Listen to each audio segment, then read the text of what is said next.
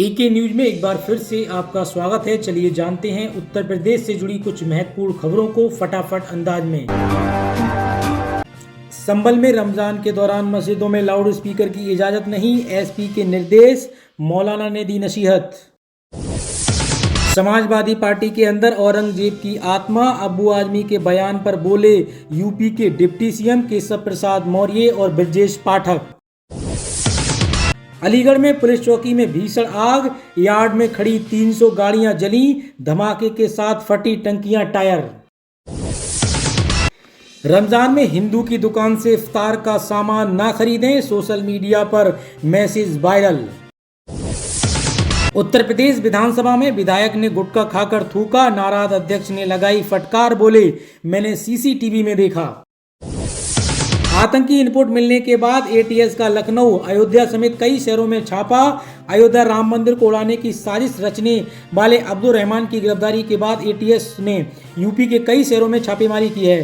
सूत्रों के मुताबिक आरोपी अब्दुल रहमान से पूछताछ में कई संदिग्ध के नाम सामने आए हैं। इसके बाद से टीम ने ताबड़तोड़ छापेमारी की है। हालांकि अभी एटीएस ने किन किन शहरों में छापेमारी की है इसका खुलासा नहीं किया है। लाउड स्पीकर लगाकर मस्जिद से रोजा खोलने का किया ऐलान, तो पुलिस ने इमाम सहित 7 लोगों को भेजा जेल।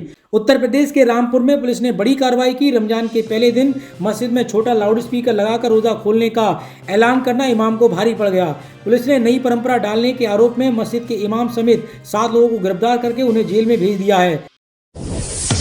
बरेली में मौलाना रजवी का मुस्लिम इतिहास पर बड़ा बयान, औरंगजेब पर मुस्लिम इतिहासकारों की चूक, गैर मुस्लिमों में छवि सुधारने में रहे असफल।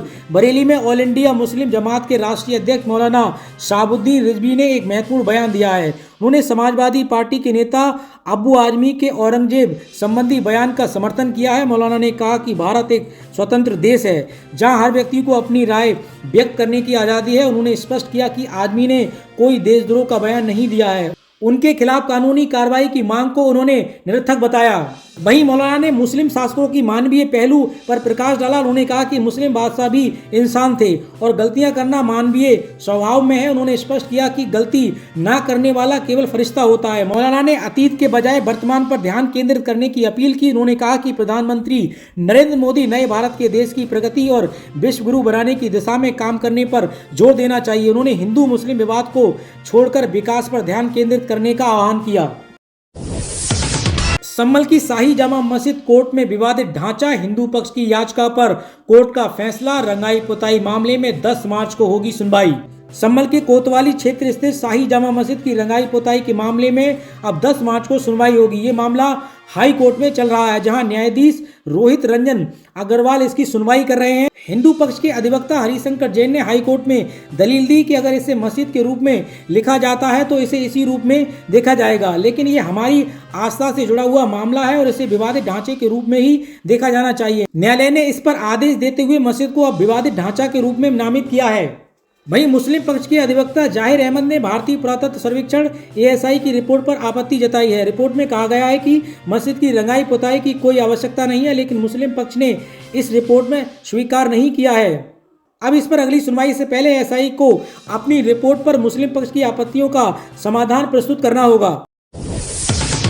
उत्तर प्रदेश में आने वाले 2 दिनों में तेज हवा की संभावना जताई गई है। हालांकि अगले 1 हफ्ते तक प्रदेश में मौसम साफ रहेगा। फिलहाल बारिश और ओले गिरने की कोई संभावना नहीं है। आज मंगलवार को लखनऊ, कानपुर, वाराणसी, आगरा और प्रयागराज में तापमान में वृद्धि देखने को मिली और गर्मी का एहसास हुआ। समाजवादी पार्टी के सांसद के कॉलेज में नकल कराते पकड़ा गया क्लर्क, एसडीएम से हुई धक्का मुक्की, मुकदमा दर्ज। औरैया के बिधूना स्थित सिद्धार्थ इंटर कॉलेज में इंटरमीडिएट की बायोलॉजी परीक्षा में नकल कराते पकड़े जाने पर एसडीएम गरिमा सोनकिया से अभद्रता हुई। धक्का मुक्की में उनका मोबाइल फोन गिरकर टूट गया। एसडीएम की तहरीर पर कॉलेज प्रबंधक, प्रधानाचार्य और लिपिक के खिलाफ मुकदमा दर्ज किया गया है। केंद्र व्यवस्थापक और लिपिक को गिरफ्तार कर जेल भेज दिया गया है।